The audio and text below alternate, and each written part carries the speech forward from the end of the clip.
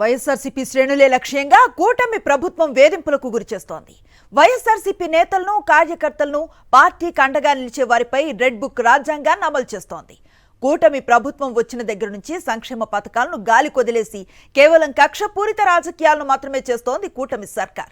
తాజాగా మాజీ మంత్రి కాకాణి గోవర్ధన్ రెడ్డిపై రాజకీయ కక్ష సాధింపు చర్యలకు దిగింది కూటమి ప్రభుత్వం.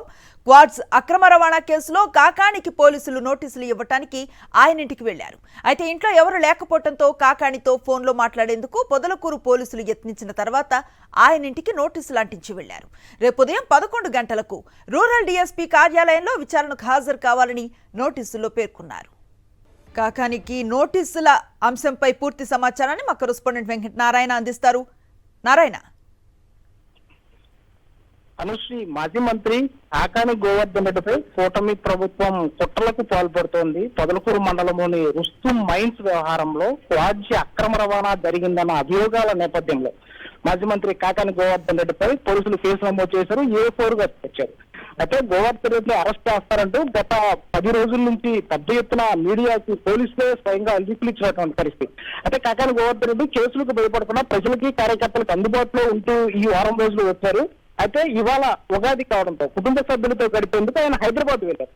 ఈ హైదరాబాద్ లో ఉగాది పర్వదినానికి సంబంధించి ఫోటోలు కూడా సోషల్ మీడియాలో పోస్ట్ చేశారు. కుటుంబ సభ్యులతో ఉగాది జరుపుకున్నానంటూ కూడా పోస్టులు పెద్ద ఎత్తున సోషల్ మీడియాలో వచ్చాయి.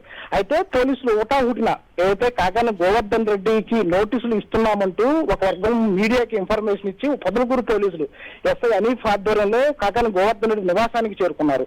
అయితే అక్కడ కాకాణి గోవర్ధన్ రెడ్డి లేకపోవడంతో, ఆయన హైదరాబాద్ లో ఉండడంతో తమకి హైదరాబాద్ లో ఉన్నారని తెలియదు అన్న కోణంలో గేటుకి నోటీసులు అంటించేసి వెళ్ళిపోయారు. అయితే కాకాణి గోవర్ధన్ రెడ్డి హైదరాబాద్ లోనే ఉన్నారు అని కూడా సోషల్ మీడియాలో పెద్ద ఎత్తున పోస్టులు కూడా వచ్చాయి. అయితే పోలీసుల వెర్షన్ మాత్రం తాము ఫోన్ చేస్తే కాకాణి స్పందించలేదు అని చెప్పేసి పోలీసులు చెప్తున్నారు. కాకాణి గోవర్ధన్ రెడ్డి మాత్రం నిత్యం వాట్సాప్ లో అందరికీ అందుబాటులో ఉన్నటువంటి పరిస్థితి. అయితే ఏదైతే ఇవాళ ఆదివారం ఉగాది, దానికి తోడు సాయంత్రం 6 గంటల సమయంలో కాకాణిపై కుట్రపూరితంగానే కాకాణి ఇంట్లో లేరని తెలుసుకొని ఆయన గేటుకి ఆ నోటీసులు అంటించేసి వెళ్ళిపోయారు. ఏదైతే సోమవారం అంటే రేపు రంజాన్ పండుగ ఉన్న నేపథ్యంలో రేపు విచారణకి ఉదయం 11 గంటలకి హాజరు కావాలంటూ కూడా ఆ లేఖలో పేర్కొన్నారు. అంటే ఇక్కడే పోలీసుల కుట్ర బట్టబయలింది. అది రేపు పర్వదినం కావడం, రంజాన్ కావడం, రేపు ఆ విచారణకు రావాలంటూ కూడా లేఖలో పేర్కొన్న సందర్భాలు కనిపిస్తున్నాయి. ఎందుకంటే మంగళవారం కాకాణి గోవర్ధన్ రెడ్డికి సంబంధించి బెయిల్ పిటిషన్ పై వాదనలు ఉన్నాయి. ఖచ్చితంగా కాకానికి బెయిల్ వస్తుందని వైసీపీ శ్రేణులు కూడా గట్టిగా నమ్ముతున్నారు.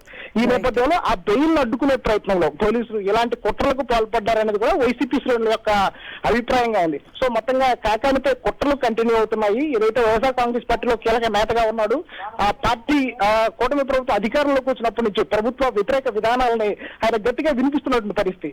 సో ఈ నేపథ్యంలో ఆయన్ని ఖచ్చితంగా ఆయన అరెస్ట్ చేయాలి, ఆయన్ని జైలుకు పంపాలనే ఒక లక్ష్యంతో ప్రభుత్వం పనిచేస్తోంది. Anusri, right. Thank you Venkata Narayana.